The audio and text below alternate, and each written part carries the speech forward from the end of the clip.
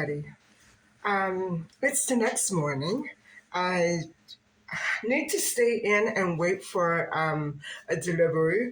And, I wanted to get back out and look for those two sites. And you know what, guys? Um, these last two cases that I've been speaking on are quite shape shifting. And in that sense, I mean that they were made out very likely they were made out to be cases that were actually very different from the circumstances described. And so, what I wanted to draw your attention was that going back to the Yvonne LaRue case, it is, like I said, we only have Diane's word and Patricia's word for their daughters, what transpired. We only have their dialogue and we don't have the dialogue of the victims. And so, what I wanted to draw your attention to was all the talk about gangs and gang activity and stalking and all that. And, I think in the Yvonne LaRue case, it may not have been actually anybody from a gang. It may not have been that, that is what happened. It may have been somebody indeed much closer to Yvonne, somebody Yvonne trusted and would have certainly. And what I was trying to say was that if Yvonne was having problems with a gang or a group of people stalking her, it needn't have been necessarily people who had been connected to her when she ran away. If you understand my train of thought here, it might have been a completely different scenario, and it might be something that she was completely unaware of. And so that's what I wanted to draw your attention to, because very often when we have cases like this, I think that, for instance, also in a Maddie McCann case, when something this mysterious happens, it's usually because we have been led to believe a scenario that is completely different from what actually and really and truly did happen. And sometimes those facts are just too shocking and they're not accepted and they're not probable, they're not likely, but they're true. Very often, those situations are impossible to solve. And so, okay, let's look again at the Cheryl Hanson case. With Cheryl, we don't know what problems she and her mom may have been undergoing. I don't hear about a father figure, so I'm assuming that there was either a live-in person there, a live-in guy, maybe the same scenario as Tori Stafford. That scenario can be often very bad for a child, for a young child. And so what I had been contemplating is that maybe, as I said, maybe Cheryl never did leave, never did put on that red coat and white shoes and take that bag with her. Maybe those sightings were false in order to place her at a certain time at a certain place. What I'm trying to suggest, guys, is that we don't know what problems the Hanson family may have undergone. It may be that there was indeed another horrific murderer in the family, or close friends, or a neighbor that was triggered psychologically and took it out on Cheryl. I'm not sure what transpired, but I know that the confession that Everingham tried to give to the police had to have been false because he couldn't describe actually where the location was of what he did with the body, the child's body. And we can only assume that it was someone else who did the horrific deed. However, guys, uh, my own experiences in that area, what was that mother, what was Patricia Hanson thinking when she sent, quote unquote, her daughter off to walk over to her cousin's house? What was she thinking? It is such a remote and dangerous area.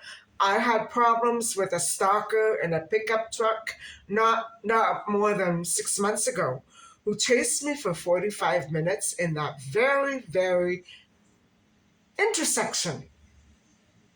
There's something there, guys. There's something there. What led me to believe that this might not be what Patricia Hanson explained is that I believe that Cheryl was in some sort of trouble and screamed out, and nobody assisted her. Maybe nobody saw, maybe nobody heard. I don't know. But it seems to me very uncanny that she would arrive at a certain point right in front of the Blue Hill Academy, Child and Family Services building, and fall off the face of the earth. There are no remains. So what I'm thinking was, guys, right, and I should show you this. If I weren't waiting for this delivery, I would be there right now. But I intend to show you later on, maybe today or tomorrow in another video, exactly where she was when she was last seen. It's my idea that she may have been lured by a child. Now, at that point, the Child and Family Services building was closed. They closed at 4:30, and now it was between 6 and 6:30. So what I'm thinking is somebody was waiting for Cheryl. This was not a random attack. This was a very well planned and carefully executed abduction or murder, whatever have you. A child cannot simply go missing in front of a building and the police don't investigate that particular building. I don't understand that. I don't understand that. I don't understand why she vanished. I don't understand why there may have been some false sightings. I don't understand any of it. But I think whatever did happen to Cheryl, it's probable that Everingham, even though it looks likely that he might have been the culprit, it's very possible and probable that he wasn't anywhere near there or he had nothing to do with it. It's very probable that it was someone close to Cheryl that she trusted. Maybe somebody said, hey, Cheryl, like, with Christine Jessup. She knew her attackers so well. She certainly was lured, and there's a parking lot right there. I'm sure that as she was walking past, somebody lured her, maybe another child, maybe an adult she knew well. And that was it, guys. I don't think that this went down the way that everybody was led to believe. I think that there is something wrong or something more to Patricia's story than she is letting on. And I think that, whatever contact this family had with Child and Family Services is probably at the root of all Cheryl's mysterious disappearance. Hi, guys.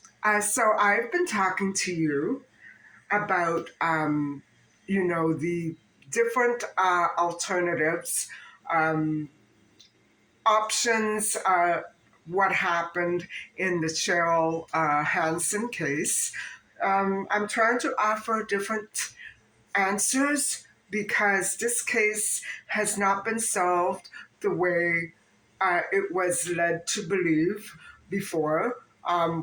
There's something about the storyline that is not 100%. It's a little off. It just doesn't sound right. So, what I'm going to do is I just want to revisit the scene where Cheryl allegedly disappeared. I'm not sure if I can find the exact building, but I do know the general location. It's between one intersection and another. So I want to go hop over there and see if I can, um, just get a feel of what exactly that situation might have been all about.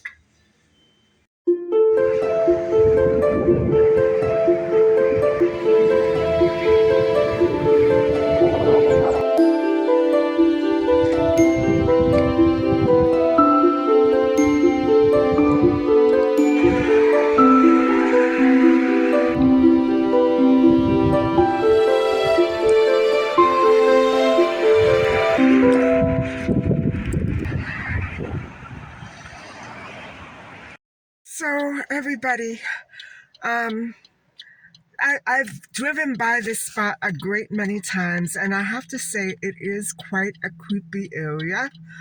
And not that it's not a beautiful area, it's very beautiful and it's quite upscale. However, I'm trying to picture it in 1974, and you saw the long stretch of sidewalk that I just showed you, and the homes that were on either side across the street. And I'm just wondering how all this happened. Um, I just it really it really is mystifying to me. I'm trying to picture it and I cannot fathom why she would have left the house so quickly. I'm imagining she was in some sort of trouble. I don't know what Cheryl was facing that day. Um, it doesn't seem realistic to me, the story that Patricia gave. It could be the truth. I have nothing to go on. It's just that it seems so odd. Now, guys, in 1974, May the 31st was a Friday, and it was a celebratory weekend. It was a long weekend in this country, and so that's another thing I don't understand. Unless she met with some sort of accident, I don't understand why this all came about or how. Um, 10 minutes for a little child is a long time to walk. Not that she would have gotten tired, but it's a long stretch. Anything can happen to a little kid in 10 whole minutes, and very evidently something did.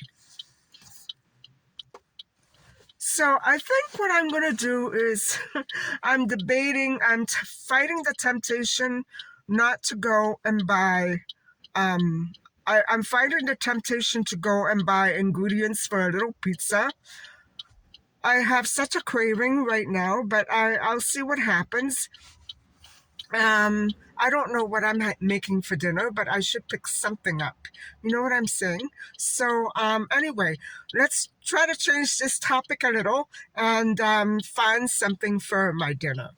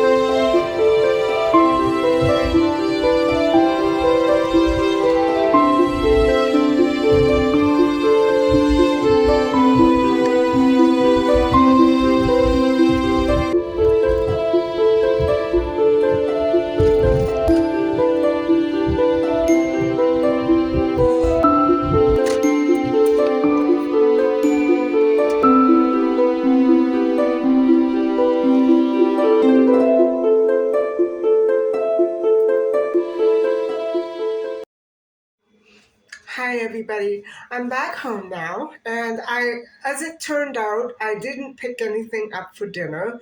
I'm just gonna cook, and I think I'll probably make something a little later. I'll explain that in a minute. But I just wanted to go over quickly. We went to visit the scene of the crime that involved little 7-year-old Cheryl Hanson on May the 31st, 1974. And I don't know if you could get the same feel that I did from that area where she was supposedly, allegedly, according to a witness, last seen.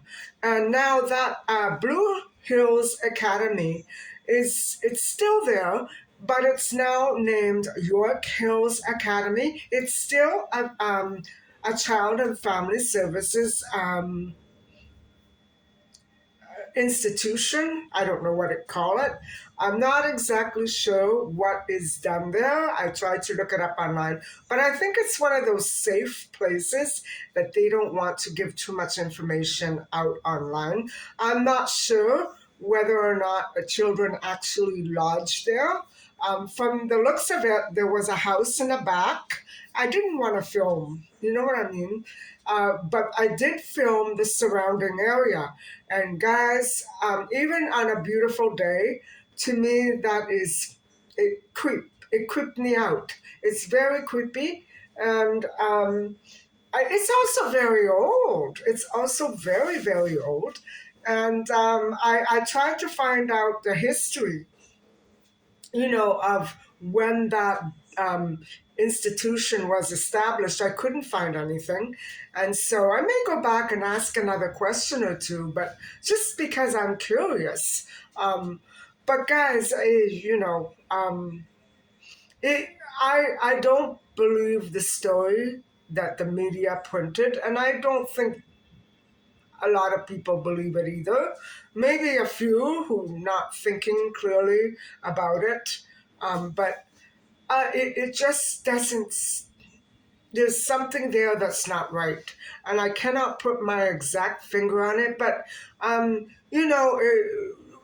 of the things that gave me a jolt was the fact that it was 6:30 at night when the little girl set off, and she had supposedly put on a red coat. Now, I don't know any children who want to wear a red coat in June. It was June. It was the last day of May. Maybe it was cool, but it just doesn't jive with me.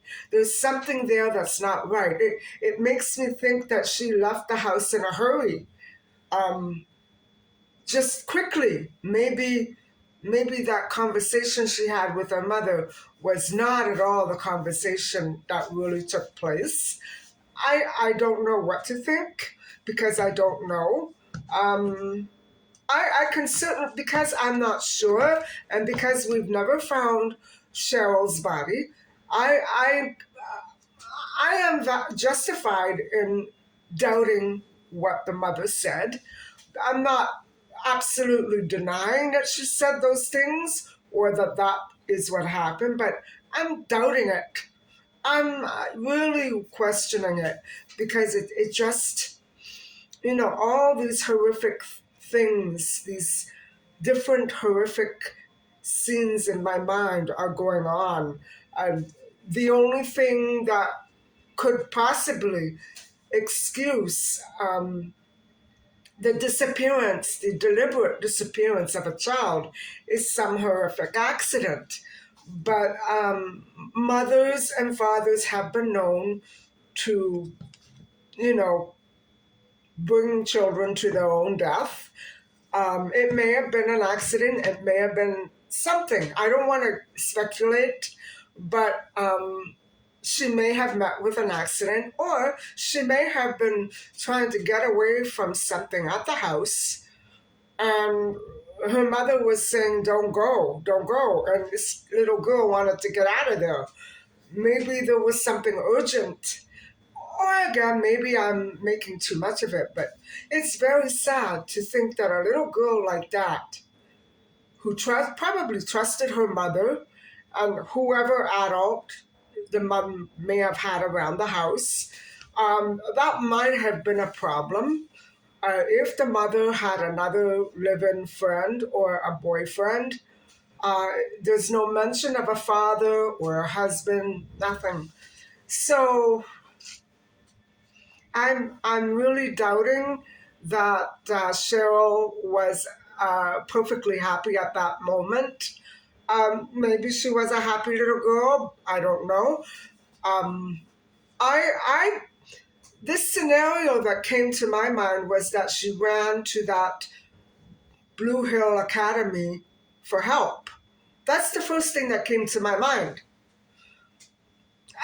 But I don't know what the details are. Maybe I'm very far off. But it just is too much of a random coincidence that the child just happened to have disappeared right there in that creepy looking parking lot. Right there, guys, with all that surrounding bush, which I'm sure was, checked very thoroughly by the 400 searchers. But, guys, just because there's a search, that doesn't mean there's no. Just because a child is reported missing by parents or loved ones, guardians, whatever you will call them, that doesn't mean that they didn't have a hand in whatever might have happened to her. So, this case and yesterday's case, Yvonne LaRue, I think they're both very similar in that way. They strike me as being lacking in details, lacking in concise details. And those details are making the big difference. I don't think that in either case, the parent didn't have some sort of either direct or indirect hand in pushing their child into the situation that they eventually were found in. Not that we've ever found Cheryl, but still, she's not here. And because she's not here, it's hard to speculate that she's a deceased. Although Everingham said that he pushed her over a guardrail or those fences with the double. They're not like a picket fence, but they have those two um, two structures, and then they're just about so high. Well, he said he threw her body over a hill or a cliff or a ditch over a fence like that. And so I can't for the life of me remember what those fences are called. But then he realized, guys, I think what happened was Everingham, because of his precarious mental state, Everingham was being blamed for everything that was going on regarding children. Mind you, what he did to one child was pretty terrible, and I'm not going over that case. The child still remains nameless because of certain privacy laws. That's fine. I'm not going to go over that case, but it was horrific. And she survived by a hair. By a hair. He left her for dead, guys. And so, what I'm saying, even though he is a definite and real threat to public safety, we can't automatically assume just because he did that to one or two girls that it was him with Cheryl. We have to be careful in making those snap conclusions, because I don't think in this case it is what we are being led to believe. And I have a feeling, guys, that maybe Maddie, the same thing happened in Maddie's situation. It wasn't a situation that was intended. I don't know who was involved, but I'm pretty sure that the McCanns have told us everything that they know. And so I don't get that feeling from that case. Maybe it's me. Maybe I'm not looking at it right. But I do get the feeling very strongly, guys, from this case right here. And, I just, it's unbelievable because these situations that occur and people who can't speak out after they've gone missing or been found dead, they need a voice. They do need a voice. And I can almost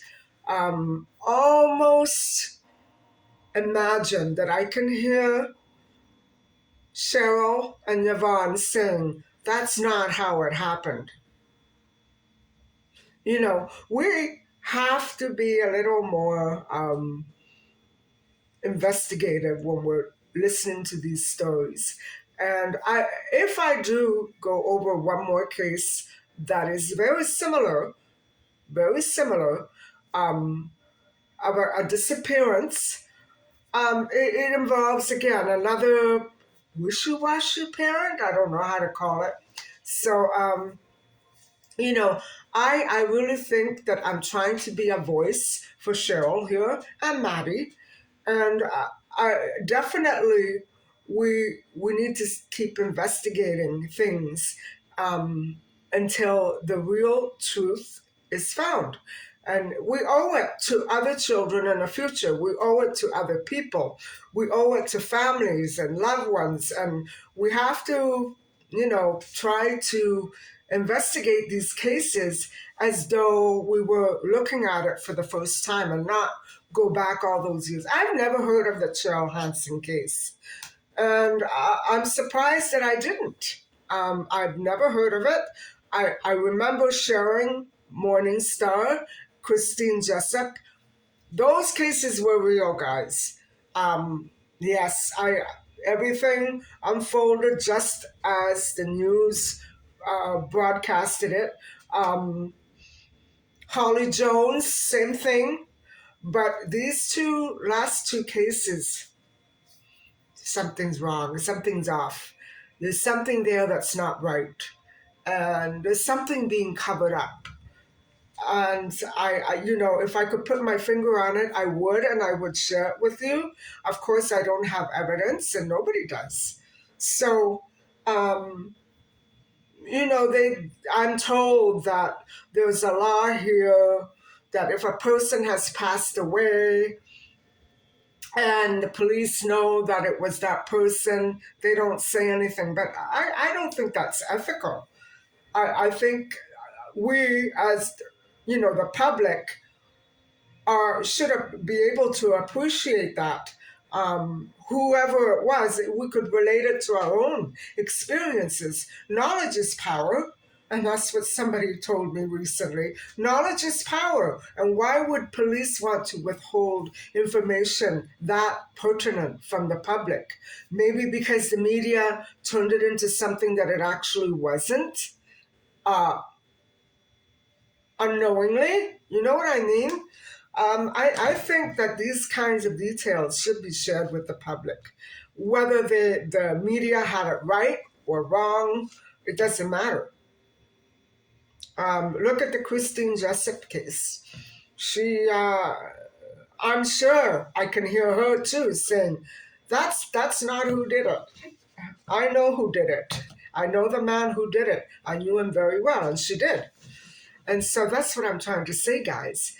That is horrific to have a family friend that close to you try to do you that much harm after trusting him for almost a lifetime. How can you cope? We need to be awake and aware to things like this, that people can turn into monsters, triggers. Triggers are really important. And if we don't know about a person's trigger, we might be in for a real shock. So, all these things that Cheryl Hanson represents to me are she's not like the Tori Stafford. She's not like the Christine Jessup case. She's not like the Holly Jones or Alison Perot case. She's not. I don't know about Nicole Moran because we haven't found a body, but I have a feeling that maybe she is underground somewhere. We just haven't hit the right spot. But, with cadaver dogs, I would imagine we would have found her by now. So that's why I'm thinking she didn't get out as a dead body. You know what I mean? She maybe got out of the state or something and is so far away now we won't know how to or where to start looking for her. But the scent, guys, the scent that could have been picked up by dogs, it was just never there. According to what I have tried to investigate on my own and read, it was just never there. She literally and figuratively vanished without a trace, like Cheryl. And so, maybe trafficking is, what happened. I'm not sure. Anyway, I think I better get to cooking. So I decided to leave the sweet peppers out because and simply because I packed them when in a little bit of water and vinegar, so they're still a little sour. I'll just eat them like that on their own. But on one pizza, I will make oregano, on the other, rosemary, and that's the way my dad and I and my mom used to eat it. And so I'm gonna pop this one in the oven, and then I'll make the other one. They're very plain, guys.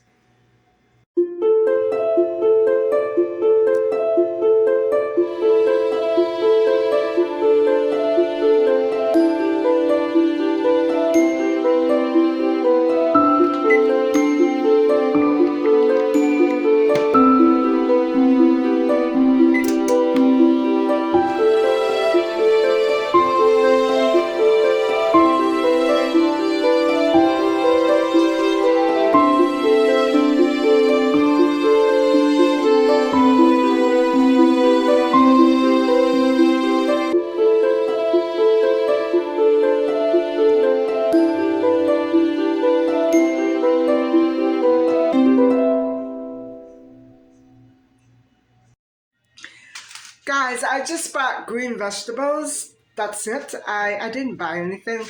No takeout food, nothing. No pizza. No. So, guys, what I'm going to do is I'm going to make a white pizza with maybe a little rosemary. And I'm going to try to use some of my bottled sweet peppers. They're just bottled with water.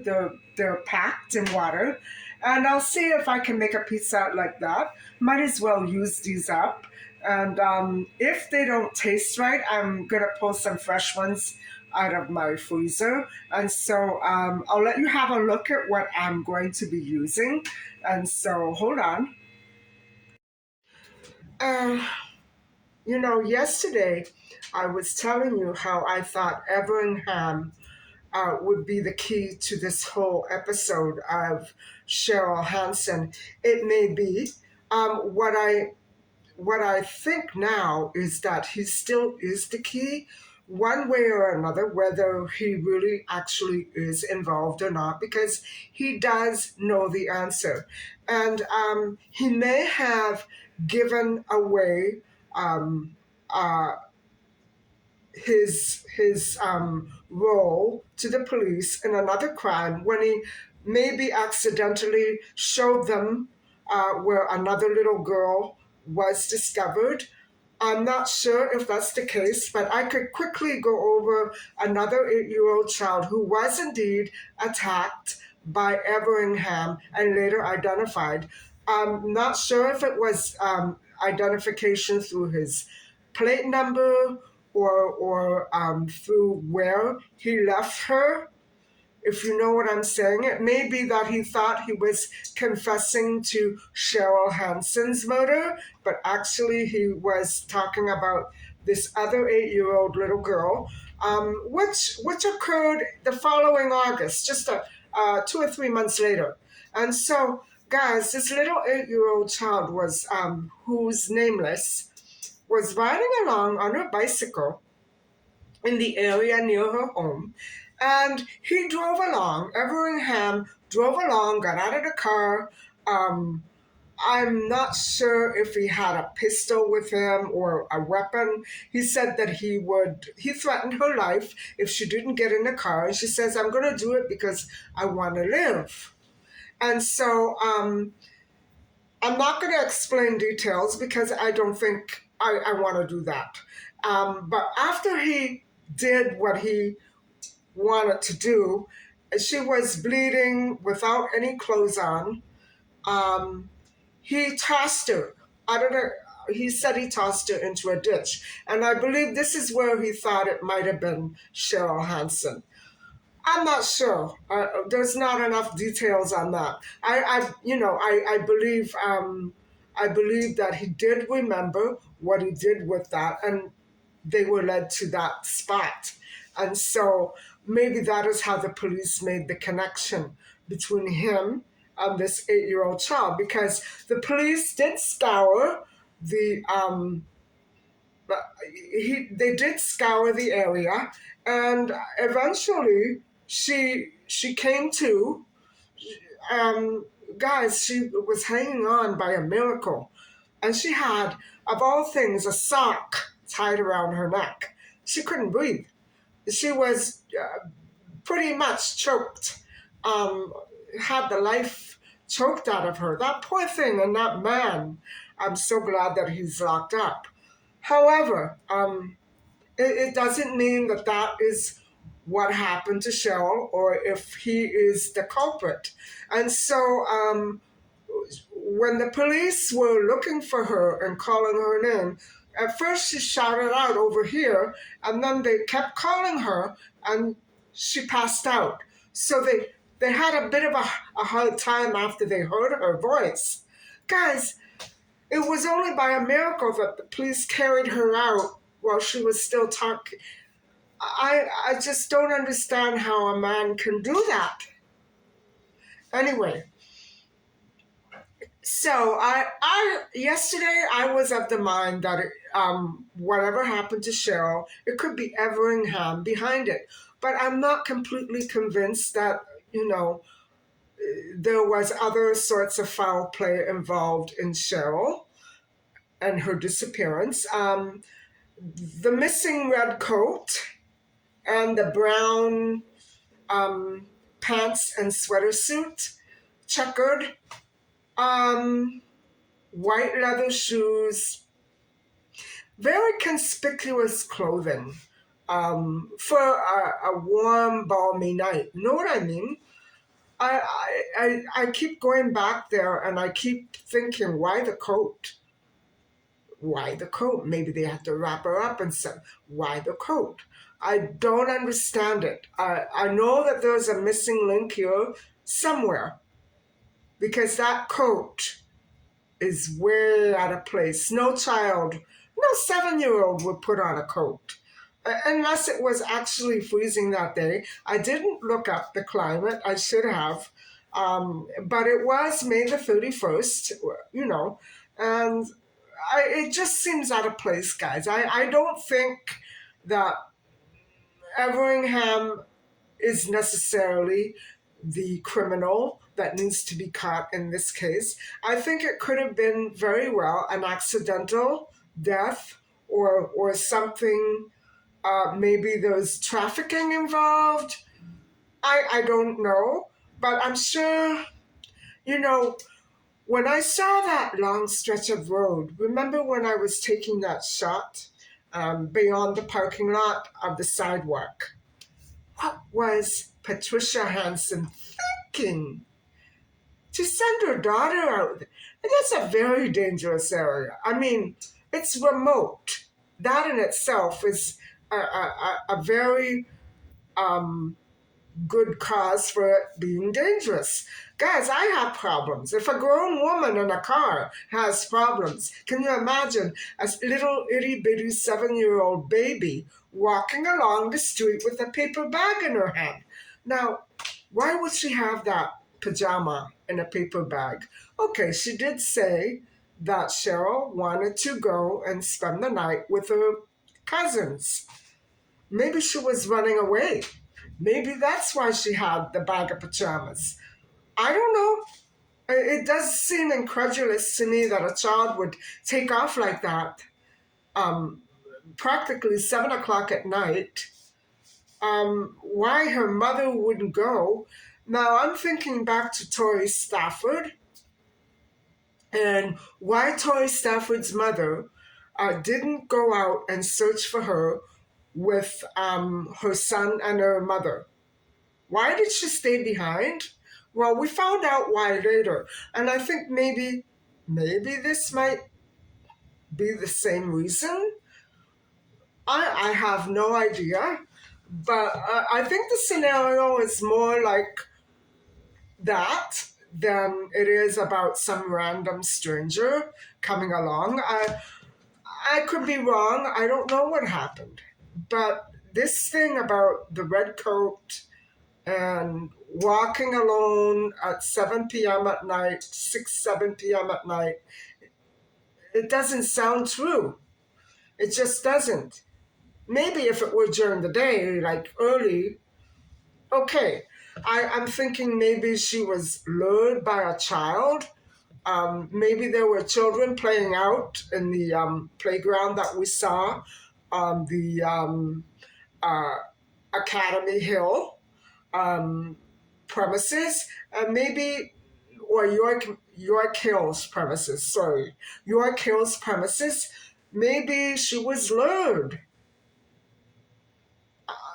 Guys, that estate is so big and sprawling and filled with playground and trees, and I'm wondering if she was lured there. Because if she was and she never came out of there alive, something has to be.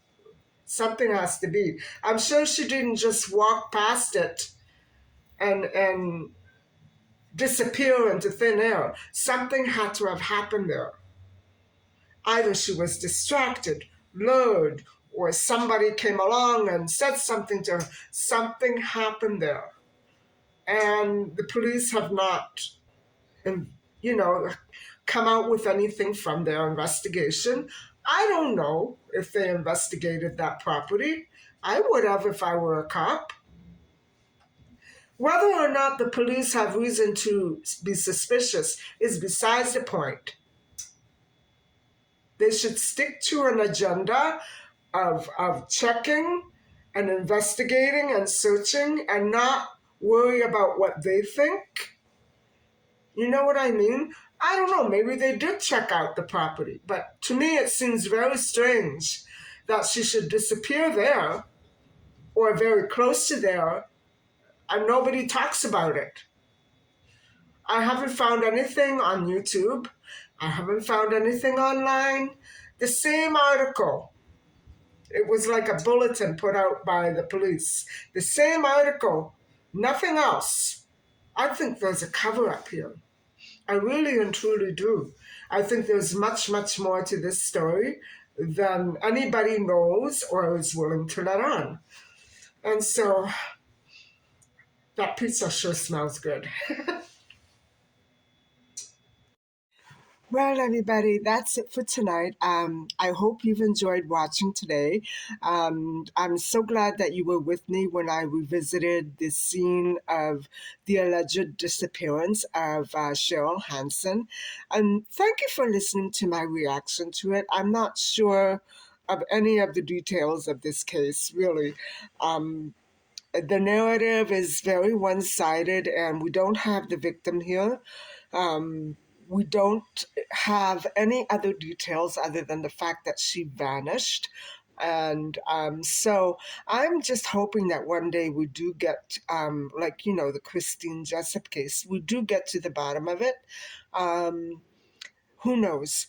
Anyway, I hope that you have enjoyed watching me make my plain white pizza, which was delicious. Um, I hope that you enjoyed listening to the case. It's not a very pleasant subject matter, but it's reality. It's there. Um, what can I say? It's a 49-year-old case, and it's still unsolved. Who knows what happened, guys? Anyway, thank you very, very much for listening and watching, and please don't forget to like and subscribe. Join me tomorrow for another case. Bye bye.